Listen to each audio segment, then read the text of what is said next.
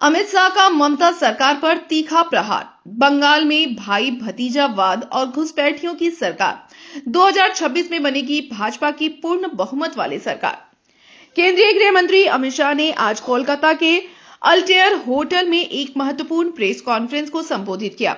इस दौरान उन्होंने ममता बनर्जी के नेतृत्व वाली तृणमूल सरकार पर भ्रष्टाचार, कानून व्यवस्था और घुसपैठ के मुद्दों को लेकर कड़ा हमला बोला। अमित शाह ने स्पष्ट किया कि बंगाल की जनता अब परिवर्तन का मन बना चुकी है।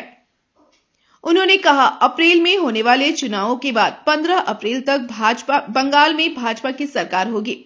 वर्तमान में बंगाल में भ्रष्टाचार, भय और कुशासन का बोलबाला है। यहां पैसा कमाने का अधिकार केवल भतीजी को है, आम आदमी को नहीं। उन्होंने आगे कहा कि टीएमसी हिंसा और प्रतिशोध की राजनीति कर रही है, जो लोकतंत्र के लिए शर्मनाक है।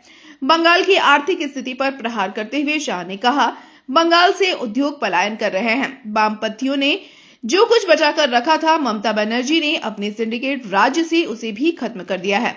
यह सरकार विकास विरोधी है। उन्होंने यह भी आरोप लगाया कि मुख्यमंत्री ममता बनर्जी प्रधानमंत्री के साथ मंच साझा नहीं करती। ऐसा व्यवहार किसी अन्य राज्य में देखने को नहीं मिलता। अमित शाह के संबोधन का मुख्य केंद्र घुसपैठ रहा। उन्होंने गंभीर आरोप लगाते हुए कहा, ममता सरकार वोट के बैंक के लिए राज्य की डेमोग्राफी बदलना चाहती हैं, इसलिए घुसपैठियों को आश्रय दे रही हैं। सीमा पर फेंसिंग के लिए जमीन नहीं दी जा रही है।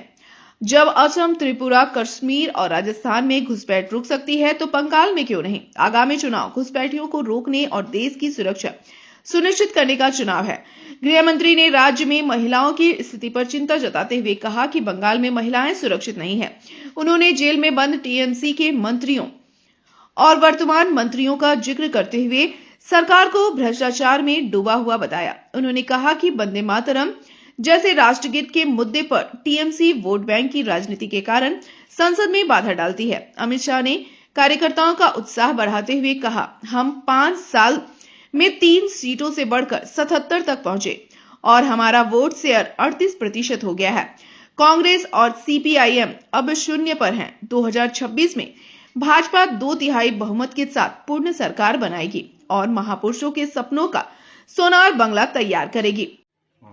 देखिए, अमित शाह कलकत्ता में, बंगाल में, यहाँ पर वो जो बोल रहा है, एक के बाद एक बेसलेस एलिगेशंस दे रहा है। और मैंने सुना है वो जो कस्टडी में था, हमारा नाम भी उन्होंने बताया। अरे वो अमित शाह जी क्या है, मर्डर केस में वो तो जेल में था, वो तो खून का केस में आसामी था। तो कैसे वो मामला का प्रोसीडिंग्स हुआ सब लोग जानते हैं। तो खत्म होने दीजिए, हमारा एक एक खत्म होने, सब लोग का मालूम है, इन्वेस्टिगेटिंग एजेंसी का मालूम है। तो वो इन्वेस्टिगेटिंग एजेंसी तो सुप्रीम कोर्ट में बोला था कि कुणाल घोष को अरेस्ट करने के बदले में कुणाल घोष जो बोला था उसके ऊपर इन्वेस्टिगेशन होना चाहिए था। उसका एफिडेविट में है हमारा खत। तो अब देखिए, तो जिस जिस पूरा बंगाल से शुरू होकर असम से महाराष्ट्र तक जिस जिस आदमी के खिलाफ ये भाजपा, ये अमित शाह वाला करप्ट बोला था, करोड़ों सब करप्शन, करोड़ों का करप्शन, बाद में वॉशिंग मशीन में वो भाजपा में आया और लीडर बन गए। ये वो मर्डर केस का आसामी ये अमित शाह, उससे हमको ये जेल पॉलिटिक्स सीखना है। कहां पर क्या कॉन्स्पिरेसी होता है, हमको यहाँ पर उससे सीखना है। দেশের স্বরাষ্ট্রমন্ত্রী অমিত শাহ তার আরেকবার ব্যর্থ হতে চলা বঙ্গ সফরে এসে শুনলাম খুব আক্রমণ করেছেন এবং আমার নামও উচ্চারণ করেছেন। আমি প্রথমে বলি, এটা খুনের মামলার আসামি হয়ে জেলে ছিল, তার কাছ থেকে জেলের কথা শুনবো? খুনের মামলার আসামি অমিত শাহ, যখন উনি জেলে ছিলেন তখন খুনের মামলার আসামি। মামলা কিভাবে এগিয়েছে টেগিয়েছে সেগুলো সারা দেশের লোক জানেন। তো সময় দিন না, তারপর দেখতে পাবেন। আর মানুষও জানেন, যারা তদন্তকারী অফিসার তারা জানেন, যারা বিচারক, যাদের কাছে মহামান্য বিচারকদের কাছে কেস ডায়েরি যায় যে আমি আদৌ অপরাধী না নিরপরাধ, আমার একাধিক মামলা শেষ হতেও শুরু করেছে।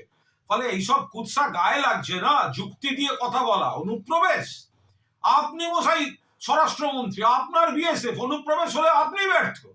ত্রিপুরায় অনুপ্রবেশ নেই, মিথ্যা কথা বলছেন। কিছুদিন আগে রোহিঙ্গা ধরা পড়েছে, বাংলাদেশি ধরা পড়েছে, ত্রিপুরাতেও আছে অনুপ্রবেশ।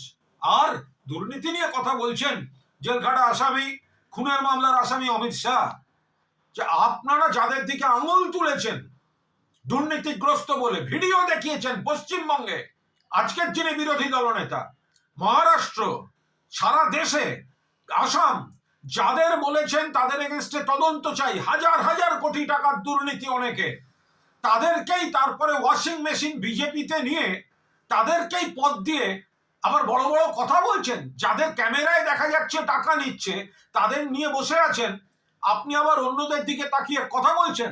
আমি কুণাল ঘোষ জ্ঞানত কোনো অন্যায় করিনি। জেল খুনের মামলায়, জেল খাটা মামলার আসামি, জেলে ছিলেন খুনের মামলায়, ঘটনাচক্রে আজকে দেশের স্বরাষ্ট্রমন্ত্রী হয়েছেন।